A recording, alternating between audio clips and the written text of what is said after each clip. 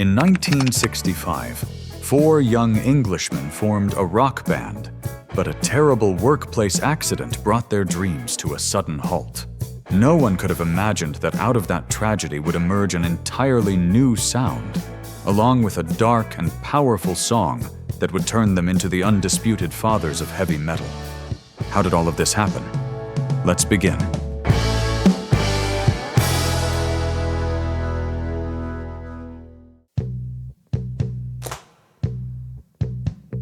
In 1950s, Birmingham, England, life offered little certainty for most young people.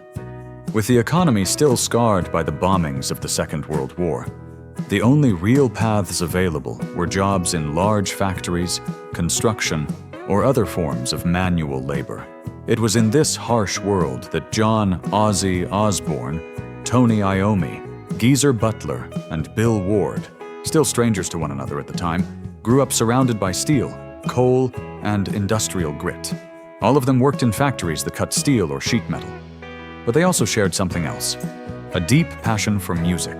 So much so that, after long days of exhausting labor, each of them played in rock bands that performed in small blues and rock clubs, including the legendary Henry's Blues House, the very place where they would meet a figure who would change their destiny forever.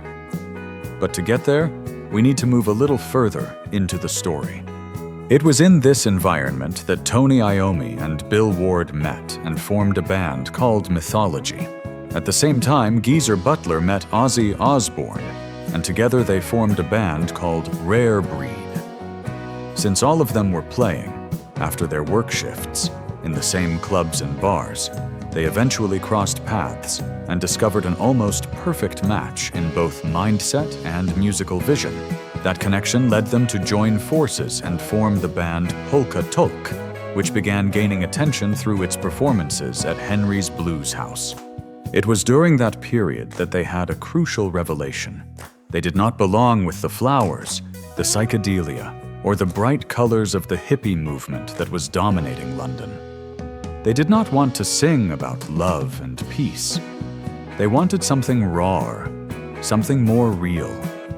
They began experimenting with dense riffs, dragging tempos, and a kind of distortion that you could almost feel physically. They were searching for a sound that was not only heard, but felt like a hammer striking steel. A sound that spoke of oppression, metal factories, smoke, danger. Quite literally, the world they came from. So rehearsal after rehearsal, playing distorted blues in dark basements, they slowly shaped that identity. Until one day, a machine inside a factory would change the course of their story forever. At just 17 years old, Tony Iommi felt as if his world had collapsed. On what was supposed to be his final day working at a sheet metal factory, an industrial press severed the tips of the middle and ring fingers on his right hand, the hand he used to fret the guitar. For a left-handed guitarist, it was nothing short of a sentence. The accident devastated him. He spent days shut away, refusing to speak to anyone, convinced that his dream of becoming a musician had ended before it had even truly begun. Depression surrounded him like a thick fog. Then, in an effort to lift his spirits, a friend gave him a record by Django Reinhardt, the jazz virtuoso who played with only 2 functional fingers after suffering severe burns in an accident. That shook him to the core. If Django had found a way, maybe he could too. Determined to keep going, Tony melted plastic from a detergent bottle and made crude prosthetic tips for his fingers. He shaped them with heat and electrical tape. And then he played again. Not the way he had before, but heavier, more twisted, more his own. It was right there that Tony Iommi's unique sound was born. At the same time, Geezer Butler was going through an experience that felt ripped straight out of a horror film. Fascinated by the occult, he had decorated his room with demonic symbols and inverted crosses. One night, Ozzy gave him an old book filled with disturbing illustrations. Geezer left it beside his bed. When he woke up, he saw a huge black figure standing at the foot of it. Then the figure vanished, and so did the book. With his heart pounding in his throat, he told Ozzy what had happened. and Ozzy was completely shaken by the story. When they came together again, they were no longer the same. Tony's accident and Geezer's vision had marked them both forever. One had found a new language through pain. The other had found a new voice through fear. From that moment on, they knew they did not want to sound like anyone else. They wanted to create something dark, heavy, and unmistakably their own. That was the beginning of the sonic revolution that was about to arrive. Now fully committed to creating their own music, the members of the band realized that the name they had been using no longer reflected what they were becoming. So they renamed themselves Black Sabbath, inspired by an Italian horror film directed by Mario Bava. The idea was simple, but powerful. To make music that frightened people, just like horror movies did. With that in mind, they wrote Black Sabbath. The foundation came from a melody by Geezer Butler, inspired by Mars from Gustav Holst's suite, which Iommi transformed into a slow, dissonant, menacing riff built around the tritone, the dreaded diabolus in musica. That interval, forbidden for centuries because of its unsettling sound, became the band's sonic signature. Ozzy completed the piece with lyrics based on the supernatural story Butler had told him. The appearance of a black figure in his room after reading an old occult book. Do you remember Henry's Blues House? That small club where they used to play in their early days? It was there, with these new and darker songs already taking shape, that they met Jim Simpson, a jazz trumpeter who had become involved in the music business. Captivated by their raw and unusual sound, Simpson became their manager and opened a crucial door for them. A recording contract with Vertigo Records, a new label willing to take a chance on the unknown. That was how the road to their first album began. On October 16, 1969, they entered the studio and recorded their debut album in a single 12-hour session. They did it the only way they knew how. Live, with no tricks and no embellishments. Just rawness, distortion, and atmosphere. The song Black Sabbath opened the record like a funeral omen. Bells, thunder, and a riff that sent chills down your spine. Heavy metal had just been born.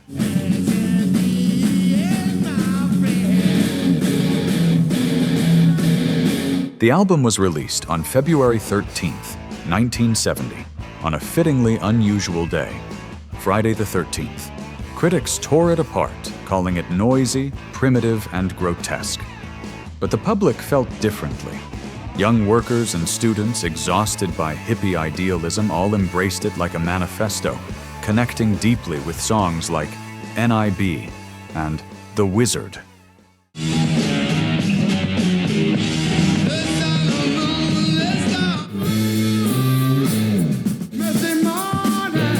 Within weeks, it reached number 8 in the UK and number 23 in the United States, eventually selling more than 1 million copies. Black Sabbath had ignited the spark of a musical revolution, and yet, the best was still to come. Because the song that would take them to the top of the world was about to be born.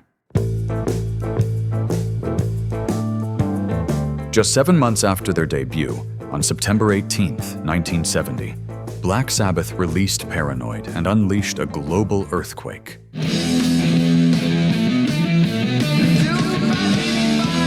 It was not just a success, it was the moment heavy metal became an unstoppable force.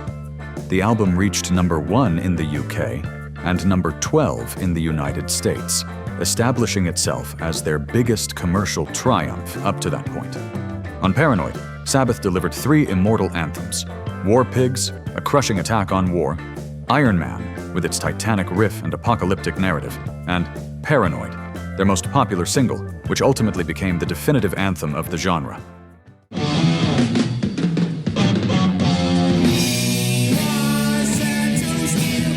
With its driving rhythm, emotional urgency, and unforgettable riff, it brought metal to the masses, reaching number 4 on the UK charts and becoming the calling card of an entire sonic revolution. Paranoid was more than just a successful album.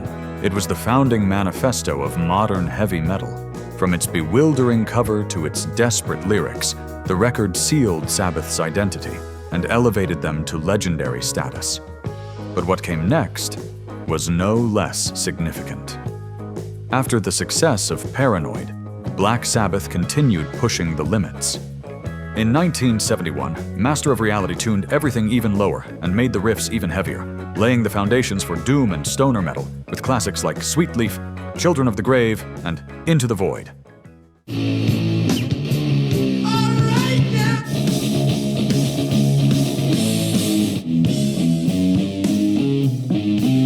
A year later, Vol 4 opened the door to experimentation. Mellotrons, ethereal ballads, and melancholy piano passages. Though less uniform, it was deeply innovative, with songs like Snowblind, a direct reference to drugs, and the powerful Supernaut, which would leave its mark on musicians across generations.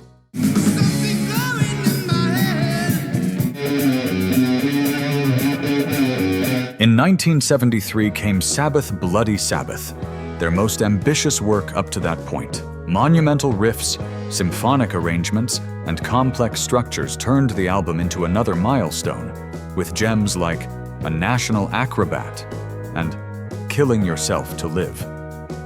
At last, even the critics began to surrender to their genius.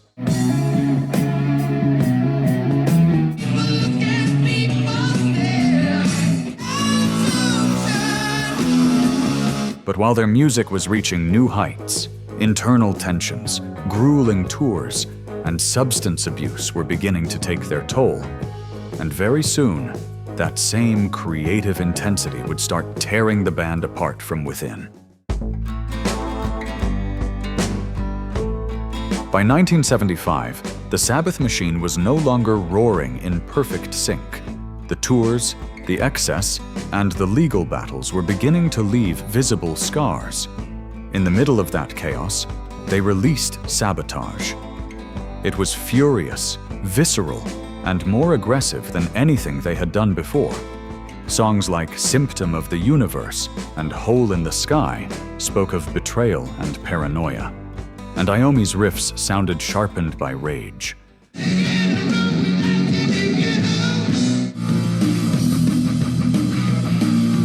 But unfortunately, it did not achieve the same success as their earlier albums. In 1977, Ozzy Osbourne left the group, hoping to launch himself as a solo artist. He returned briefly to record Never Say Die in 1978. But by then, the album no longer had the spark of the past.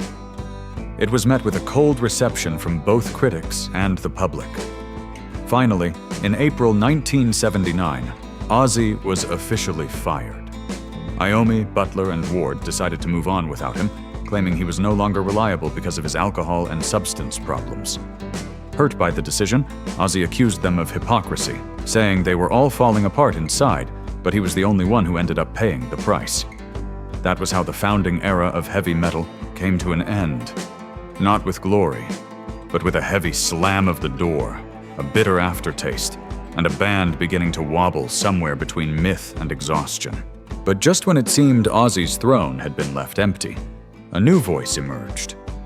Ronnie James Dio, with his epic and theatrical power, joined Sabbath in 1980 and revived the sleeping giant. The album Heaven and Hell was an electric shock.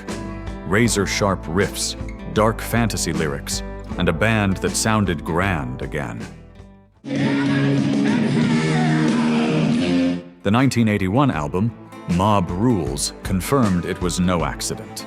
With Dio out front, the band reclaimed its place at the top of metal, winning over new fans without losing the loyalty of the old ones. But the stability did not last. In 1982, during the mixing of the live album Live Evil, internal tensions exploded. Iommi and Butler accused Dio and drummer Vinny Appice of manipulating the volume of their parts in the studio so they would stand out above everyone else. That distrust shattered what had looked like a new golden era. As a result, Dio left to form his own band, and Black Sabbath entered a revolving door of singers. Ian Gillan, Glenn Hughes, Ray Gillan, Tony Martin, one after another tried to fill the void. While Sabbath released albums with flashes of brilliance, but also clear missteps, The group's identity seemed to blur amid the constant changes. But soon, the world would begin to give them the tribute they truly deserved. For years, critics ignored them, underestimated them, or attacked them outright. But time, that infallible judge, ultimately placed them where they had always belonged. In 1992, they left their handprints on the Hollywood Rock Walk alongside other giants of the genre. It was a symbolic gesture, but a powerful one. At last, the world was beginning to recognize their contribution to music and culture. In 1997, the original lineup reunited in Birmingham and released Reunion, a live album that captured the band's energy still fully intact and brought the magic back to the stage. In 2000, Black Sabbath won their first Grammy for the live version of Iron Man, an official confirmation that their legacy could no longer be denied. And in 2006, they crossed the Atlantic to receive the highest of honors, induction into the Rock and Roll Hall of Fame in the United States. The world had finally understood that without them, heavy metal would not exist. They were not just a band, they were the origin. In 2013, Ozzy, Iommi, and Butler returned to the studio to record 13, their first album together in more than 3 decades. Although Bill Ward did not take part because of contractual disagreements, the record was a powerful comeback, dark and crushingly heavy, as if the spirit of their early years had returned with maturity. God is Dead, the lead single, won a Grammy, and the album reached #1 in several countries, proving that the world still had its ears open for the fathers of metal. But the true final crowning moment was still to come. On July 5th, 2025, at Villa Park Stadium, something happened that had once seemed impossible. Ozzy, Iommi, Butler, and Ward, the complete original lineup, together one last time. Back to the Beginning was not just a concert. It was a rite of passage, a farewell that carried the soul of a tribute. They played for themselves, for their fans, for Birmingham, for history. The emotion was tangible. And when Ozzy closed with Paranoid, the entire stadium seemed to vibrate as if time itself had stopped. Everything raised that night was donated to charitable causes, in one final gesture that showed what they had always been: ordinary men who became gods of rock and heavy metal. Black Sabbath did not end, it ascended. Because there are riffs that never fade. They simply keep echoing into eternity. And so, while Black Sabbath was forging the dark sound of heavy metal in England, on the other side of the Atlantic, another name was beginning to be written in letters of fire. Carlos Santana, young and still unknown, was about to face his destiny on the most legendary stage in rock history, Woodstock. Click now and discover how a single song catapulted him into the rock Olympus. I'll see you there, my fellow rock fan.